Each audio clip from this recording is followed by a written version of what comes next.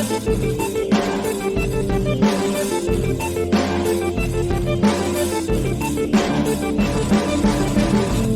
and welcome to episode 102 of the Carrier's Edge podcast.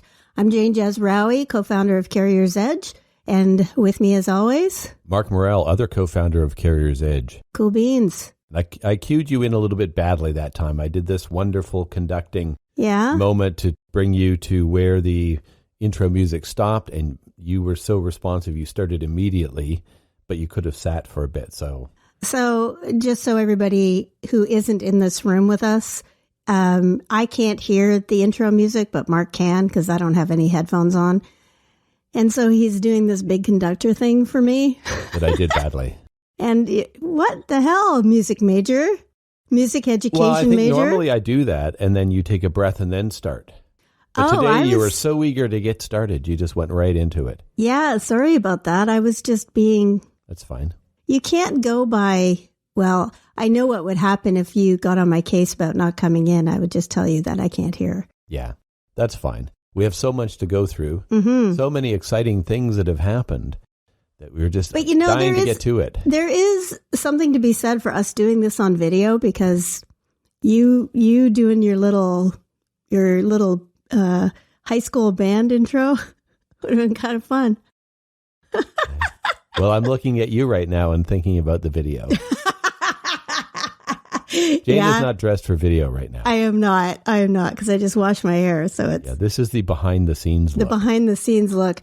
And when you have curly hair, as I discovered during the pandemic, when my hair was kind of on its progression from wavy to curly, courtesy of, I think, getting old and what do you call it? When women get old, that.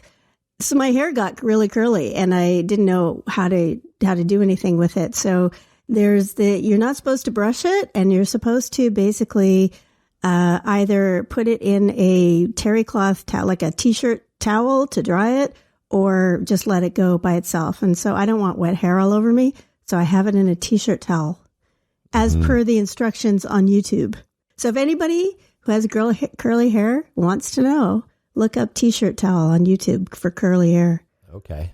It works. It does seem to work for you. But the finished product is very good. The finished product is good, and you're used to me looking like this. Yes. And I would not be on video. I would probably have taken a shower earlier if... This is the promise of working from home, is that you can take a shower on your own schedule. Yes. You don't have to get up and take a shower. You take a shower when it's convenient for you. When you need to clear your head and prep for something different. Stop thinking about what you were thinking about before. Start thinking about the podcast. And the other thing is because we're on different time zone than most of our staff, then, I have to basically get up and go to work. Yeah. Or I'm getting up at 5 a.m. and I'm not, as much as getting up early is better. It's easier out here. There's a point before 6 that it's very difficult to get up. Yes, absolutely. Okay. So we have a lot to talk about, as you said. Yes. So the last time we did one of these was the Monday after Easter. It was the beginning of April, and much has happened since then. Yes. So the last episode, we were doing our final prep before we moved for the event. Moved to Toronto and then to Charlotte to get ready for our big event. And we have now completed that. And then, just to keep things interesting, gone back to Toronto a week later for Truck World. It has been a busy couple of weeks. Yes. And we have had our fill of the airport area in the vicinity of Toronto Airport. And the lunches that you get on a Porter flight to and from Victoria. In general, restaurant food, yes. Oh, yeah, I'm done. So done with restaurant food. I just want to eat things out of cans now. Give me a can. So much better. Yeah, even if it's cold, I don't even care. I just don't want it to be prepared badly by someone else.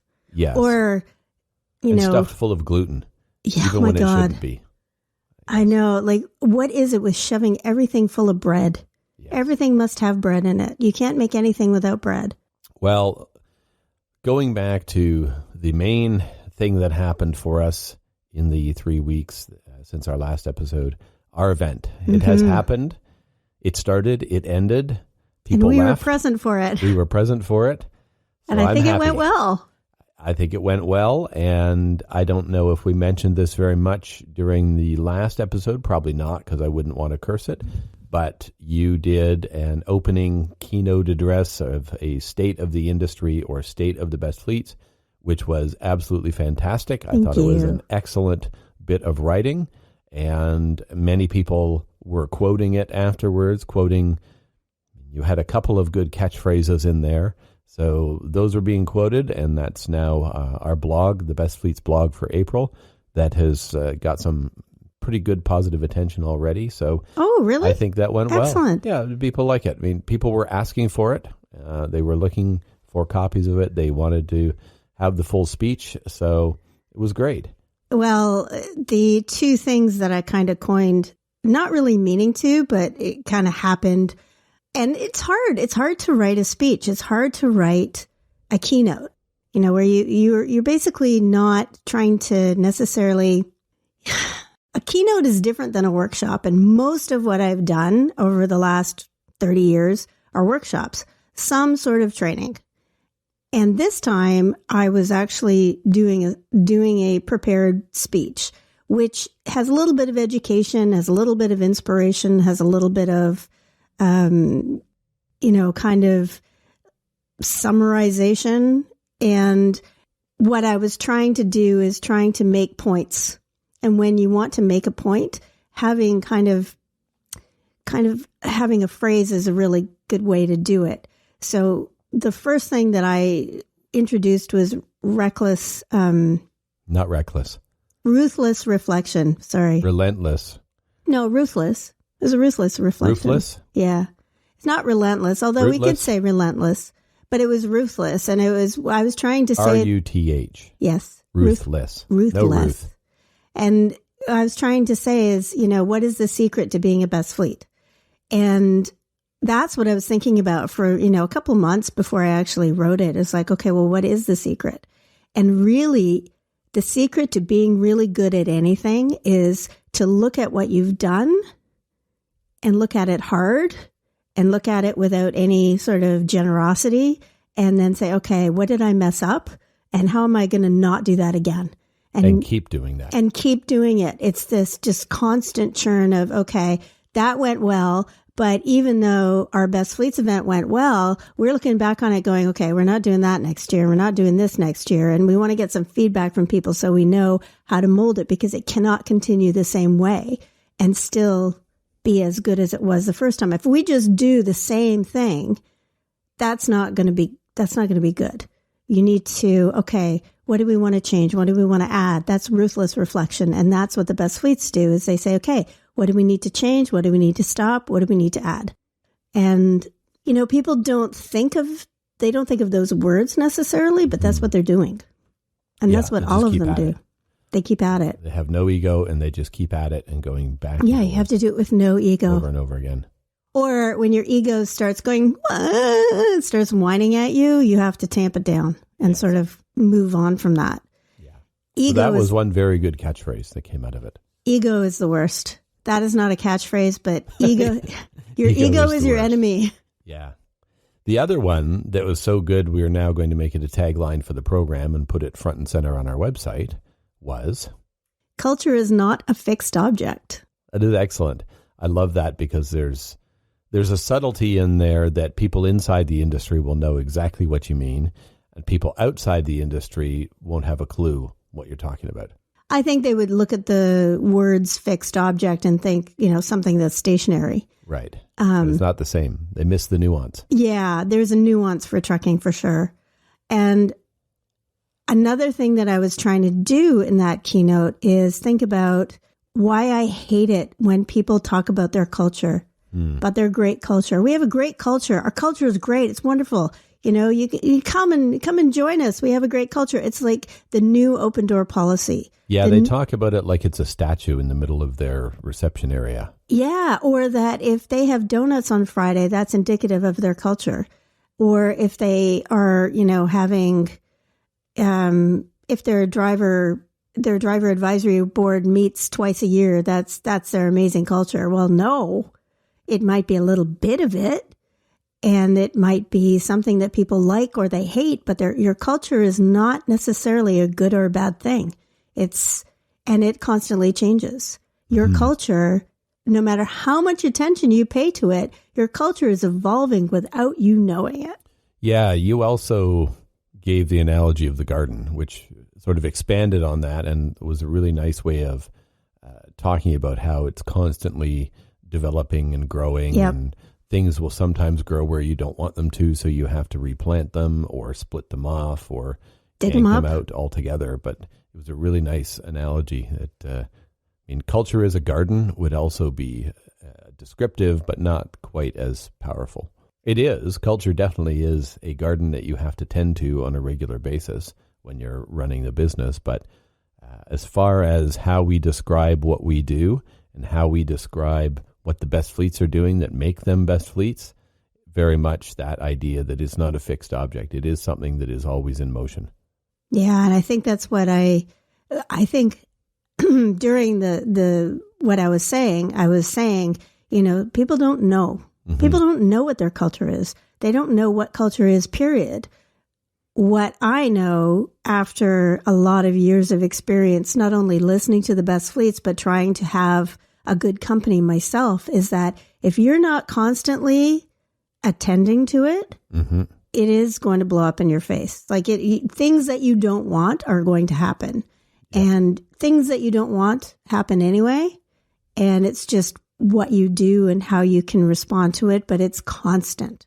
It's like a garden. Like, we left our house a couple of weeks ago, and today or yesterday or on the weekend, what day is it? On the weekend, we came back and it's completely different. Yeah. Stuff has grown. New things have popped up. Things that we thought were dead are now showing life. Yeah.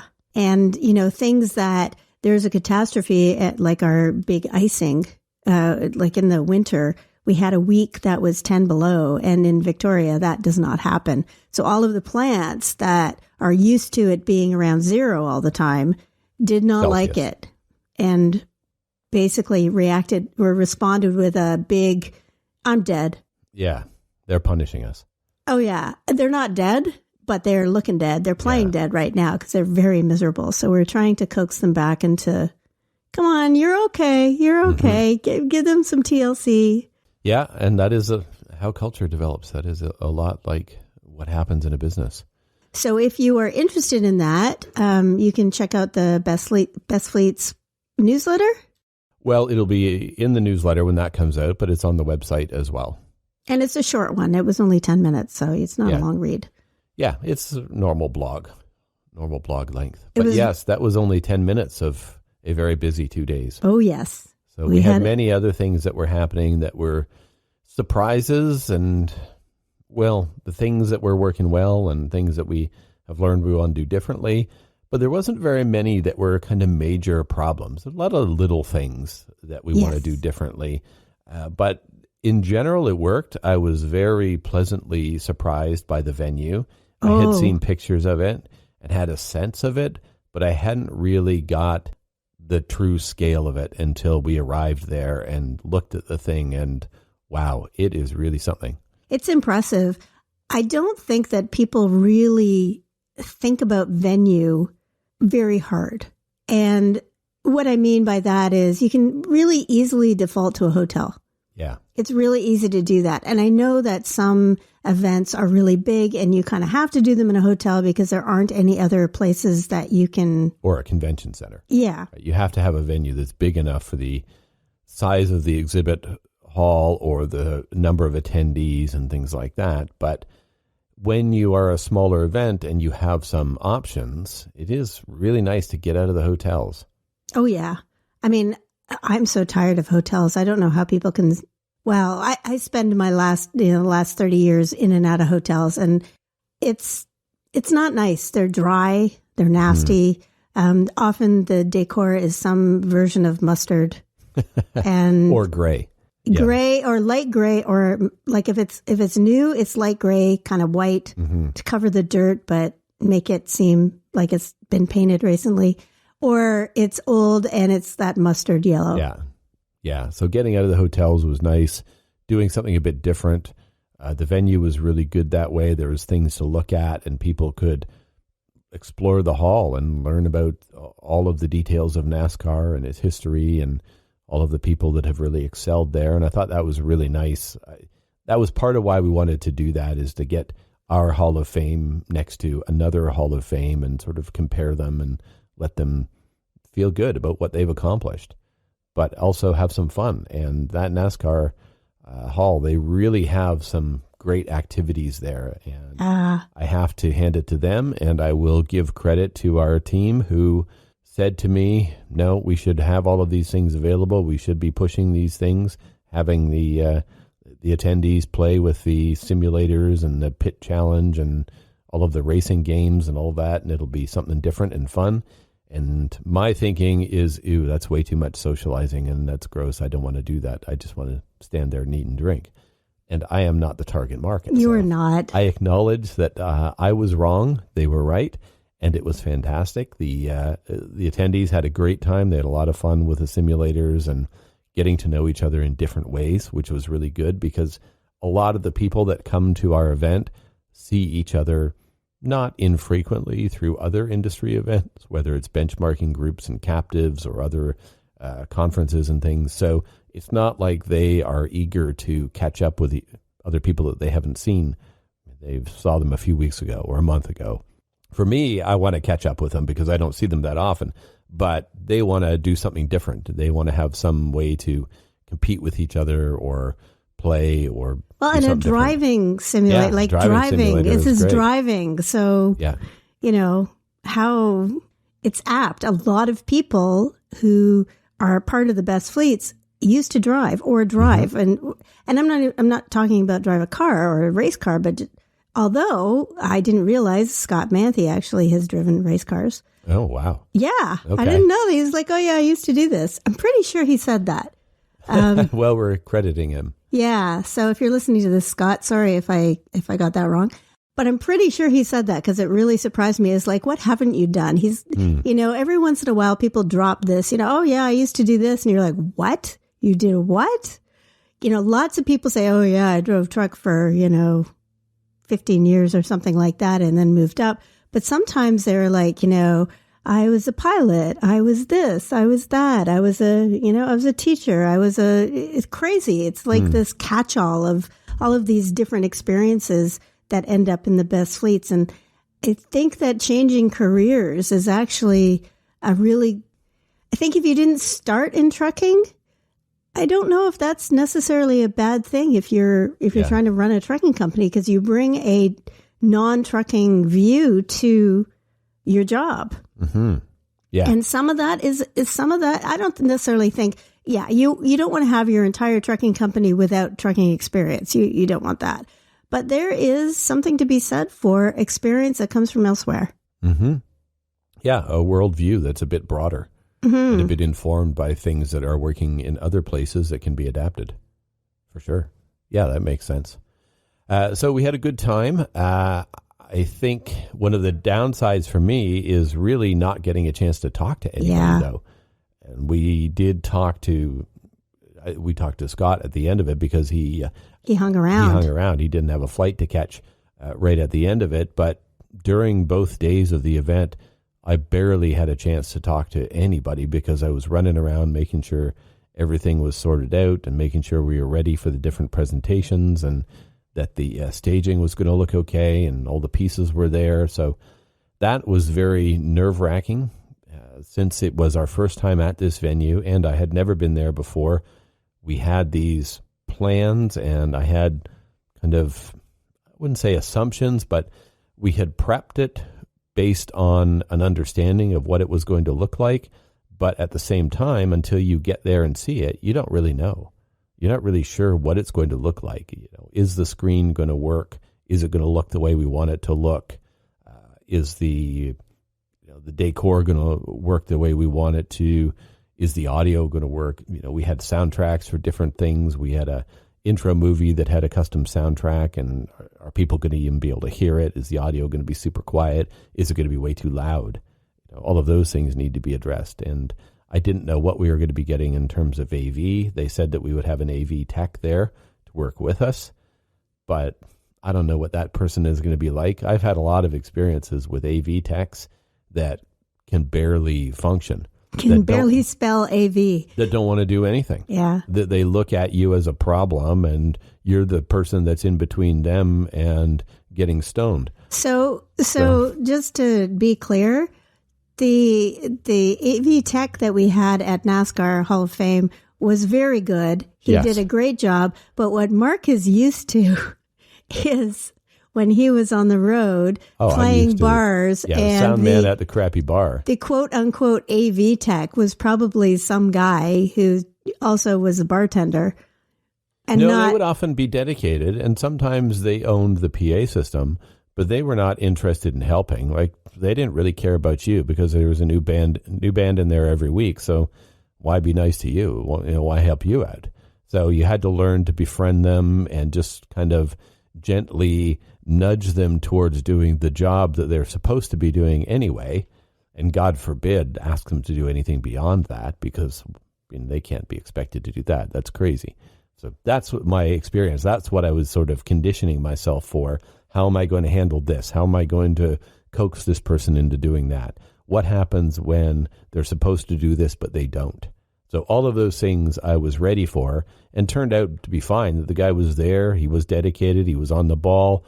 He caught a couple of things that I hadn't, as far as when mics should be turned on and off. Did a beautiful job of all of that.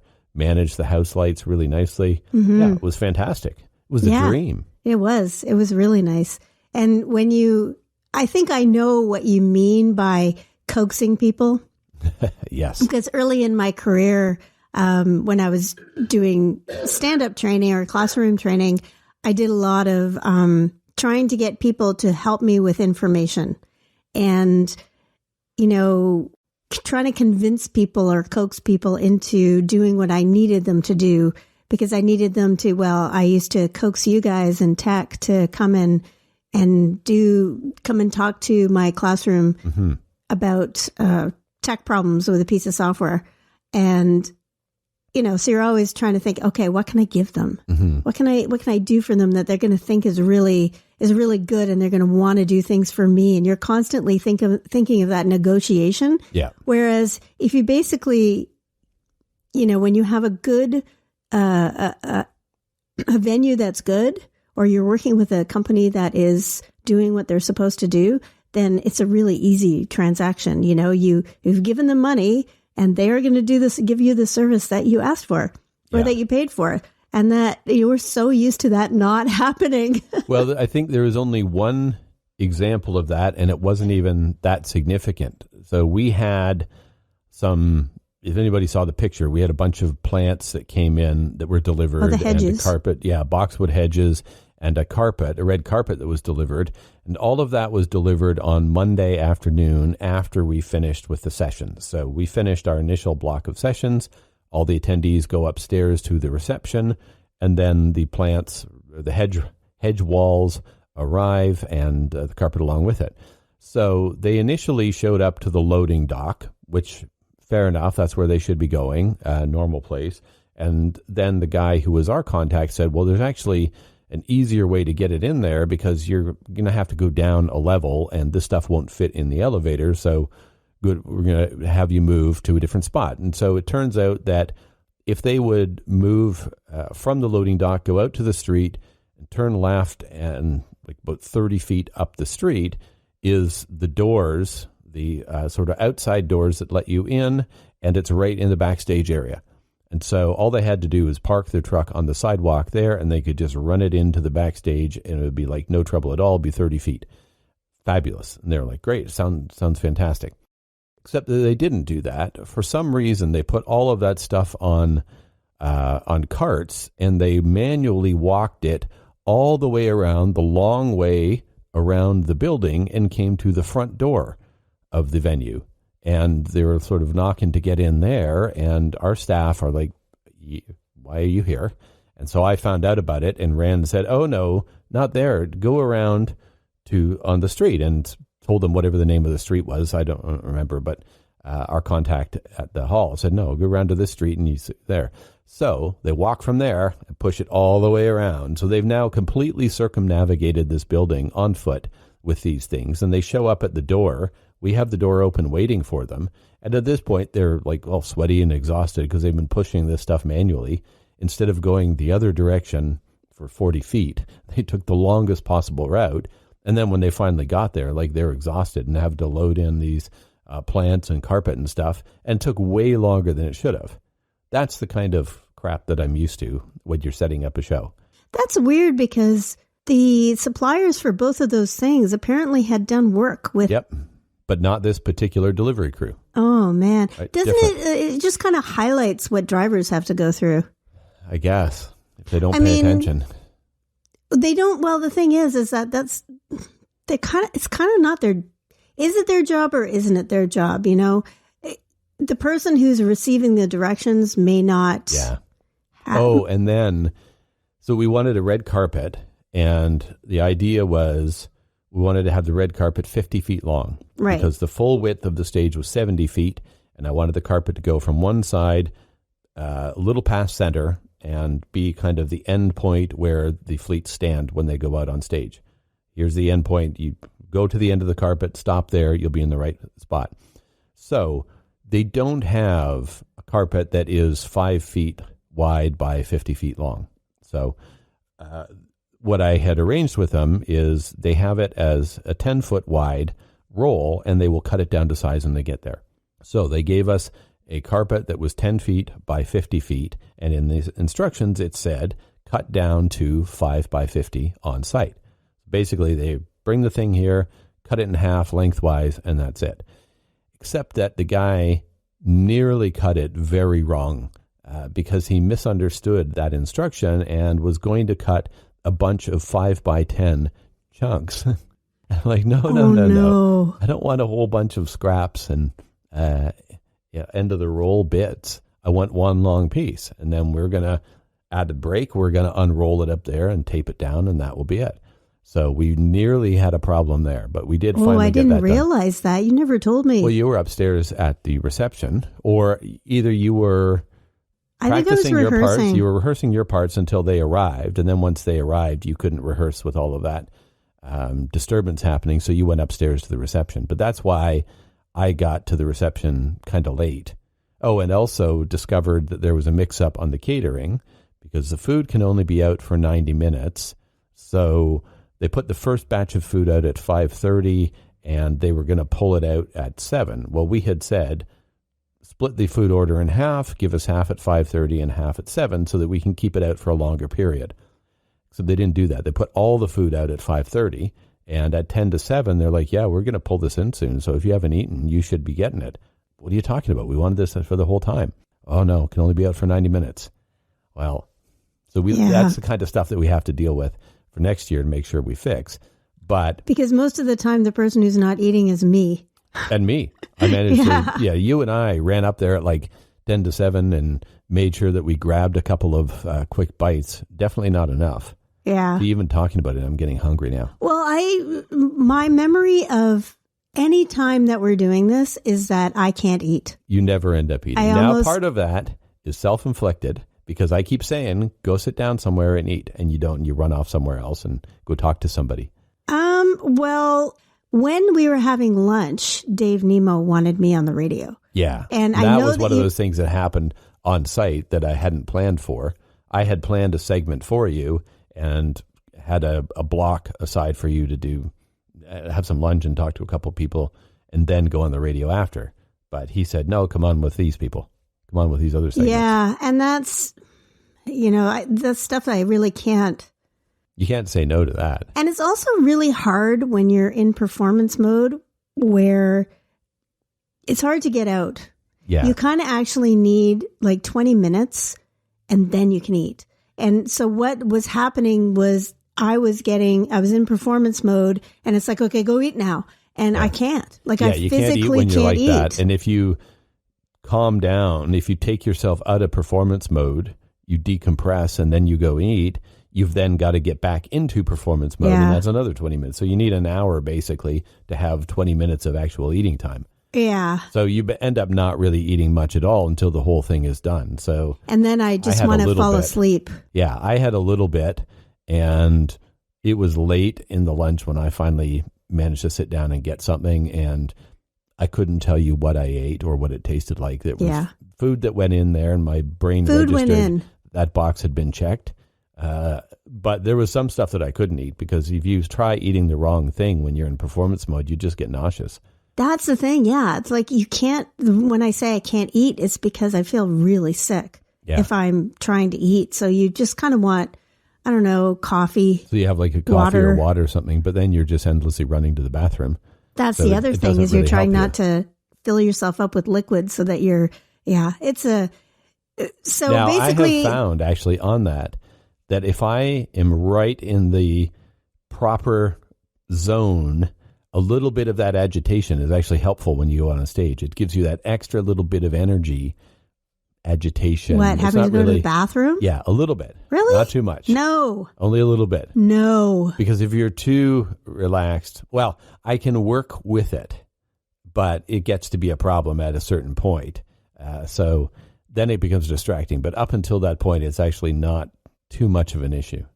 I hate bodily functions when I'm on stage. I hate them. Doing anything, it's like, okay, I gotta your entire existence is thrown out of whack when you're in that kind of performance mode. And for this particular one, so you and I both had a lot that we were going through. So you had not just the keynote speech, which was new to you, and then 2 sessions, one session on your own and one session that you did with Rick, which were probably the most relaxed parts of the whole day for you, was those 2 things. Oh yeah, those are the easiest things to do. And then the award, which is always really challenging. It's always navigating through a minefield, because there's so many different moving parts to the way we do that award presentation. We've got all of this hoopla around it that we've developed over the years, and we want it all to run very smoothly. It ends up being just this monumental challenge of moving parts that we're trying to coordinate. And so when all of that's done, then you go straight into pictures and radio. Yeah. It's for me, I had my sessions, and at the same time, I'm managing all of the other sessions that other people are doing and prepping for the awards, making sure the whole thing is kind of running fairly smoothly, that there's no problems that the outside the theater people couldn't deal with, and everything is being handled backstage and all of that stuff. So as it turns out, the 2 sessions that I did, I had miscalculated how much content I need. And I was looking at it beforehand. When I finally got time to look at the content and start prepping my session, I was going through it and I was thinking, this is going to be way too much. I got to chop something. And I chopped a section from each of the blocks, and it ended up that I shouldn't have cut it. So my first block, I ended up being nearly 15 minutes early, which I'm never early. And I hate that. I hate doing a 1-hour session that ends after 45 minutes. Yeah, the thing is, though, with content is having a little bit too much. I kind of like erring on the little bit too much. I should have, yes. And usually I do. But this time I thought, well, we talked about some of these things. We've talked about these things a fair bit. It's okay if I cut it. It's going to be too long anyway. I didn't want to run long and cut into Marley's session. Because I knew we had to be done in time to get to the reception. I didn't want to have that too late. So I also didn't want to be keeping people to like into sessions until like 5:30 or 6 o'clock or whatever it was. So we had that to, we were keeping them till 5:30 anyway, but I didn't want to keep them late and keep them sitting in the room until 6 o'clock without feeding them. So all of these things are going through my head while I'm trying to deliver my content and think about, okay, if I'm going to end early and Marley's coming up next, she's outside the theater. Does she know that I'm ending early and she's going to have to start? And fortunately, we did kind of catch that, and I didn't have to dance around for very much. Or do excuse me for a minute while I rush out and yell Marley. Yeah. Because we had it. One of the issues that we had was we were all supposed to have walkie-talkie. Well, not me, but all of the crew staff was supposed to have walkie-talkies so that they could communicate. And we were supposed to be able to, the walkie-talkies apparently had jacks for headsets, and we were all just going to supply our own headsets, except what people normally have for headsets, the jacks didn't fit. Yeah. And they were the walkie-talkie, or they were walkie-talkies. They were too small. The jack was too small. And so that was, I think, the biggest snafu. And we were kind of thinking about how we could do it so much easier. But that communication between on stage and off stage wasn't happening properly. So we did really well considering. Yeah. It wasn't, I think now that we know, I'd like to make some changes to the actual award presentation and have people's logos come up on the screen. Yes. And it would be then whoever's off stage who's handling the people coming on can time them better. Yep.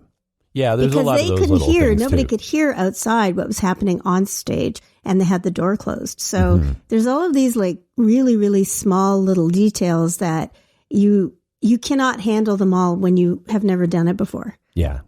So as far as anybody knew, it was kind of going as planned, but no. Now they know the chaos that was happening outside. It wasn't chaos, actually. It was absolutely not chaos. Our heads were really full. I think the chaos was just in my head. Yeah. And you had a lot of things that you were worried about and wanted to make sure went well. But we had we have an amazing staff. They were all, our team they knew what they were supposed to do.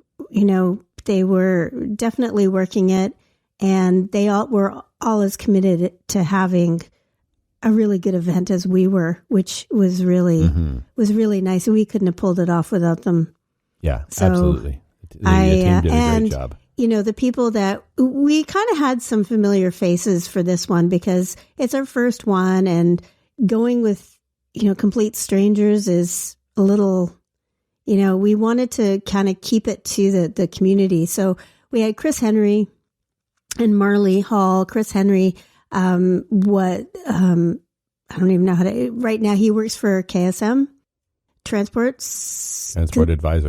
Advisors. And, but he also was part of the TPP groups with TCA. He also worked with us for a little while, and we knew that he would provide a lot of really good information that complemented the best fleets information really, really well. So he has a lot of good financial information and how to, on running your company. And then we have the HR side of it. And also we had Marley Hall, who we worked with for a really long time. She is now with the NMFTA, not MCIA. Oh my God, NMFTA.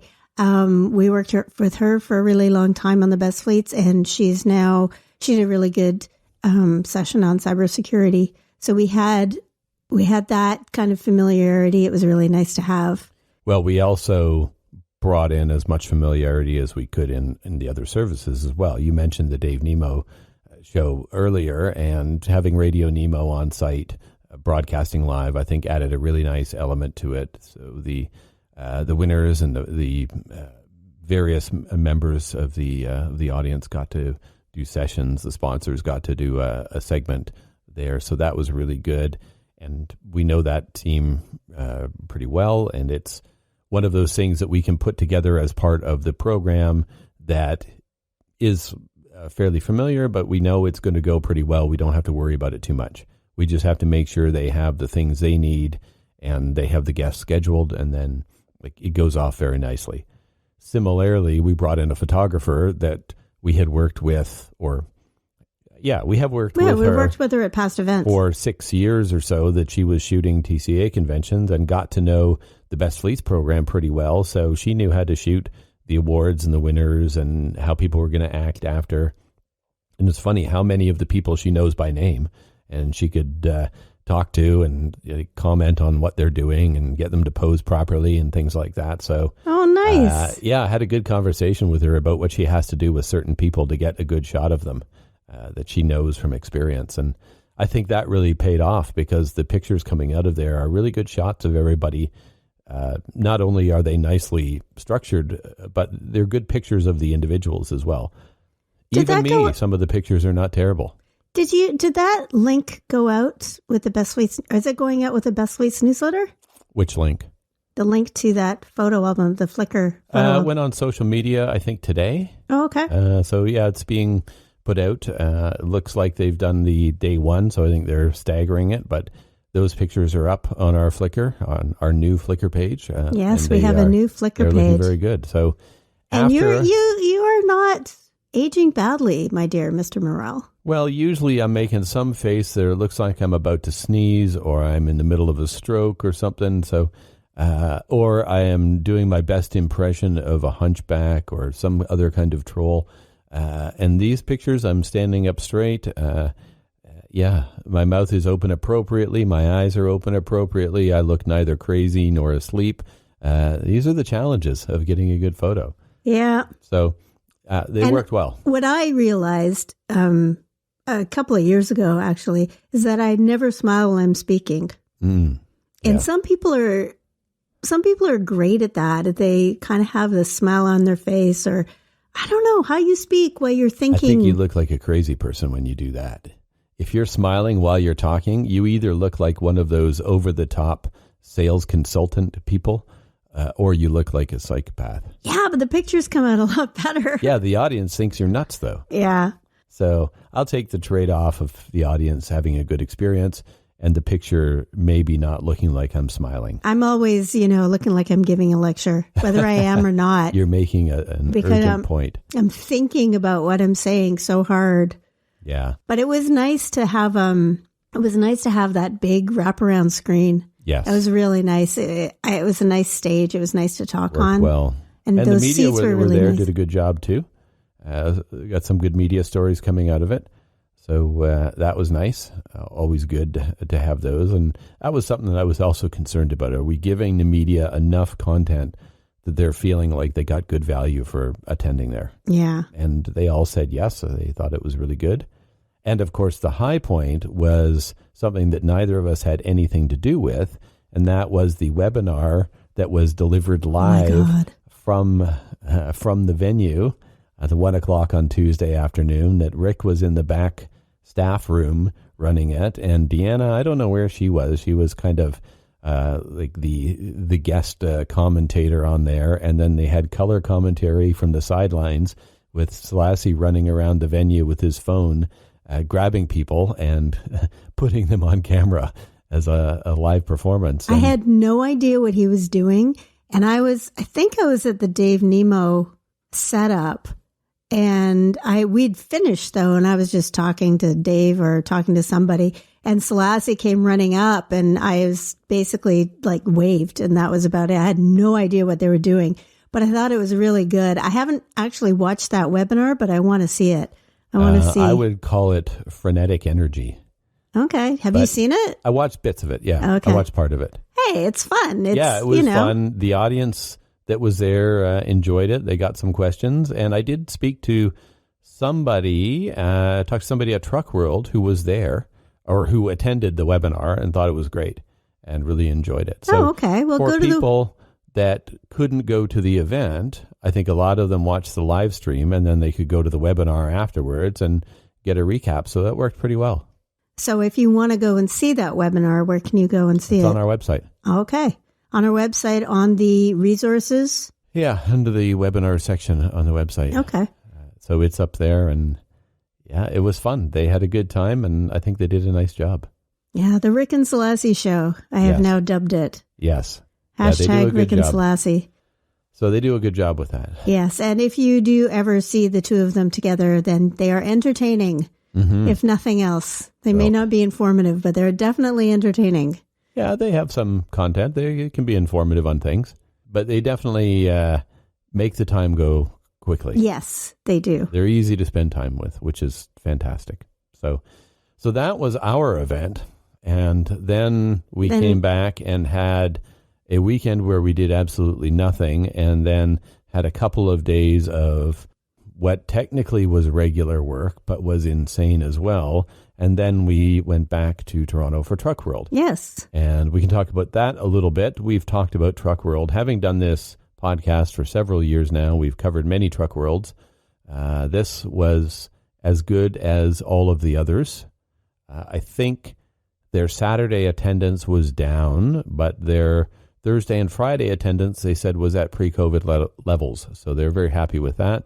What I found really interesting was that throughout COVID and like in the last 4 years, I guess the last two Truck Worlds, the attendance has been really weird, because we would always be like, okay, Thursday is executive day, and so you dress up, but you won't be very many drivers, but there won't be very many people, but you'll see people that you know because insurance people will walk the floor, that kind of thing. Mm-hmm. And then Friday is a little bit more drivers and less executives, and then Saturday is just like all drivers all the time. That's not what it was like this time. This time, it was kind of even. There was a bit, Saturday was more drivers. I would say It was busier. But at the same time, we had a lot of fleet people coming by. Most of the sales conversations we had were on the Saturday. The Thursday and Friday was catching up with people that we already knew, existing customers and partners and things like that. The fleet seemed to be coming on Saturday. So the vibe was very different. It wasn't swarming with families like it has been in past years. Sometimes the Saturday is just nuts, with kids grabbing at everything and people bringing their whole families and dogs and all of that stuff. We didn't really see that. It was a few, certainly more than there had been other days, but it wasn't the mall on a long weekend that you normally get. Yeah. Truck World on a Saturday. But you did get we did get the swag, people with the swag swipers. Yeah, we unloaded a lot of excess inventory there. It was very nice. We actually had it. And it disappeared very quickly. Yes, it went fast. So I kept some Best Fleets pens. Yeah, we kept some pens and some portfolios. Yeah. But we got rid of a lot of the stuff that otherwise would have gone into the storage unit. It's funny because it kind of reminds me of putting things at the end of your driveway. Yeah. Yeah, you just put it out and it disappears. Yeah. You turn around and it's gone. Well, we did a little bit of an experiment with one pen. Oh, yeah. If there's a single pen on the table, will anyone take it? And there was a single pen that lasted for an hour and a half. Yeah, nobody will touch it. Nobody will touch it. But then I put two. I put two out. And what happened? Did one go or did they both go? Within 5 minutes, they were both gone. So weird. It was so somebody probably came and grabbed both. Well, no, two people each grabbed one. Oh, okay.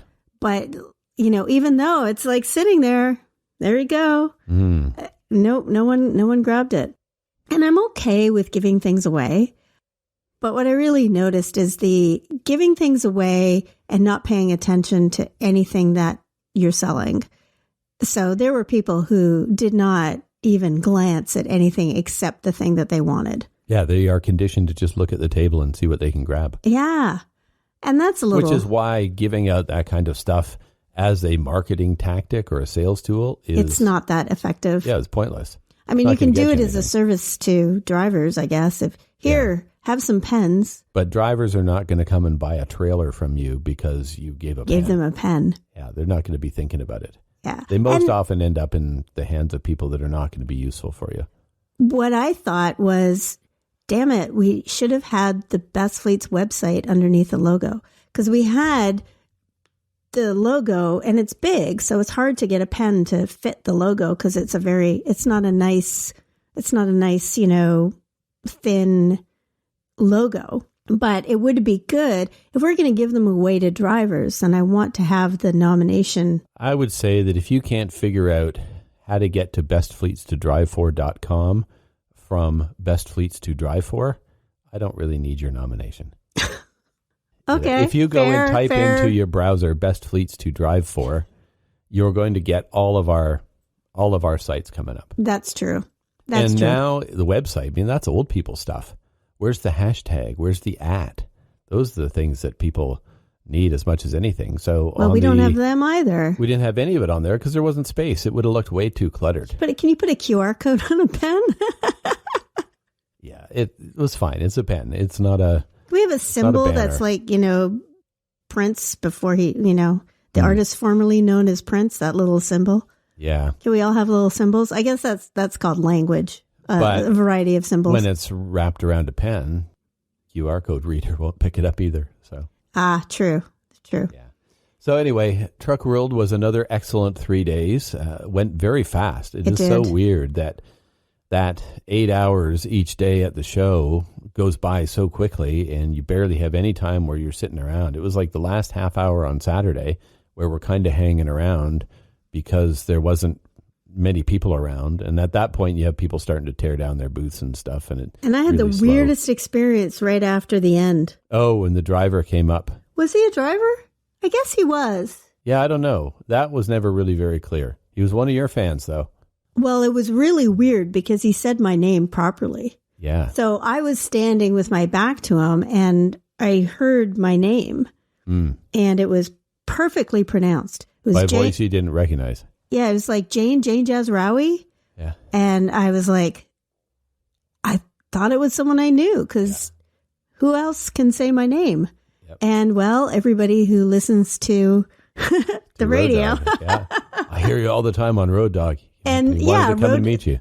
Road Dog and Nemo, they both know how to say my name, so they say it properly. Well, Road Dog is the station. Sorry, I mean the Road Dog News. Road Dog News. Yeah, so the Mark Willis show knows. Mm-hmm. Dave Nemo knows. Everybody on the radio Nemo knows how to say my name. So I shouldn't be surprised.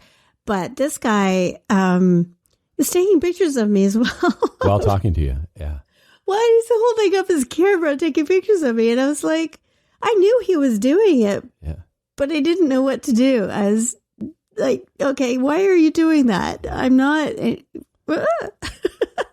Yeah, that was a good way to end it off. You have a fan come by, and you have fans. Completely perplexed by that. I mean, it was fine. He was a very nice man, and we had a good chat and everything like that. But it is the first time that's ever happened to me where it's been obvious. I guess my first fan. Obvious that somebody knows you from the radio and is coming to introduce you, and not introduce themselves to you. Yeah, that was so weird. I do have the experience of people knowing me and I don't know them. Yeah.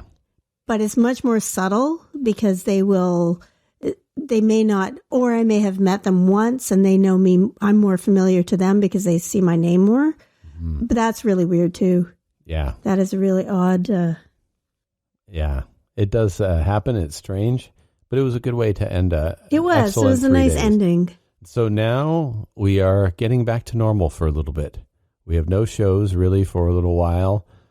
The craziness is done. We can try and get back to remembering our regular jobs and getting back to those. Normal diet. Yeah. I don't even know what's happening sort of on the product side, anything that's new to talk about. So I think we can leave that for the next episode. I think so. We can wrap this one up now. Alrighty then. See you later, Mark. Thanks for listening. See you later, Jane.